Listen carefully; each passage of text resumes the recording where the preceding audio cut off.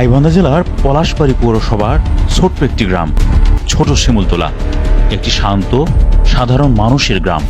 এখানে কৃষক, দিনমজুর, দোকানি আর গৃহবধূদের জীবনের প্রতিদিন চলে গেছে আপন নিয়মে। কিন্তু হঠাৎ একদিন নেমে এলো এক দুঃস্বপ্ন। 2025 সালের জুন মাসের এক সকাল, কোনো নোটিশ, কোনো আইনানুগ প্রক্রিয়া ছাড়াই শুরু হয় এক পক্ষের উচ্ছেদ অভিযান। লাঠিসোঁটা, ধারালো অস্ত্র দিয়ে চলতে থাকে মানুষসহ ঘর বাড়ি ও দোকানের উপর হামলা। আতঙ্কিত মানুষজন দৌড়তে থাকে, কেউ কান্না করে, কেউ আকুতি জানায়, কিন্তু থামে না সেই ভাঙন। আমি এই দীর্ঘদিন ধরে মামলা মোকদ্দমা চলে আসছে, আশা কালী নিয়ে ওনারা মেলা বলছি বলে তোরা কেউ আজকের করে না, মামলাতে কী হবি মামলা চলো মানে তোরা এগুলো না। মিটিং দরবার, পুলিশ প্রশাসন সব কিছুই করছি। এই যে 5 দিন 6 দিন আগে থানাতে একটা জিডি করে যাচ্ছি, সেই জিডিতেও মনে করো পুলিশ প্রশাসন আসে ইনকোয়ারি করে গেছে। লোকজন বাইরে থেকে ভাড়া করে নিচ্ছে, লাঠি সোড়া, অস্ত্রপাতি যা লাগে, হাতের বাতি, বড় বড় বেকি হাঁচে, ছুরি নিয়ে ওরা আসার পরে ওরা আমার বাড়ি ঘর সব তছনছ করছে ভাঙে চুরে, এবং আমার জিনিস জানা যা ছিল বাড়ির ভিতর সব লুটপাট করে নিয়ে গেছে।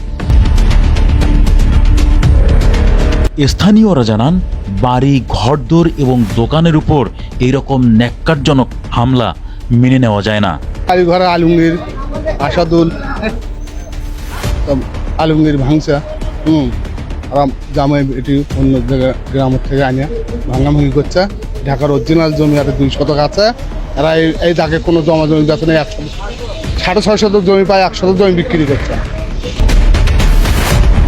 আমি জানি মিটিং দরবার করতে দুই দলই মামলা তো করে আসছি এই অনেকদিন থেকে। ঘরহারা মানুষগুলো এখন খোলা আকাশের নিচে বসবাস করছেন। উপার্জনের একমাত্র চায়ের দোকানটি হারিয়ে জুয়েল হয়ে পড়েছেন বেকার। অনিশ্চিত অন্ধকারে ছেয়ে গেছে জুয়েলের ভবিষ্যৎ। আমার এখানে 4 হোটেল ছিল, আমার হোটেলে আমার খুব ভালো বেচা কিনে হতো, কিন্তু আমার টাকা পয়সা যা ছিল সব নিয়ে গেছে, মালামাল যা ছিল সব নিয়ে গেছে।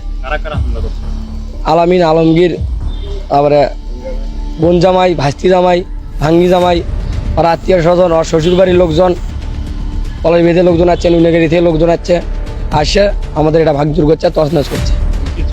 আমি সূক্ষ্ম বিচার চাই।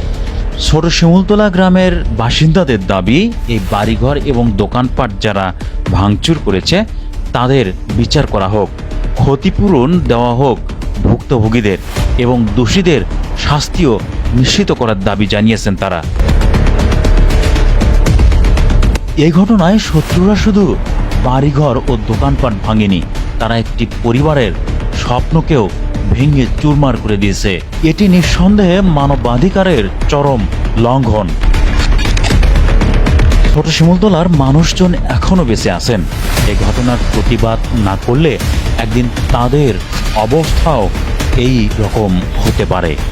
সেনাবাহিনী এরা আসার পরে আমাদের উদ্ধার করে তারপরে এগুলো শুদ্ধ তারাই সহযোগিতা করে কয় তোমার যা আছে সবগুলো নিয়ে ওখানে রাখো, এর প্রতিবেশী যে ব্যবস্থা নেওয়া লাগে আমরা সেটাই নেব।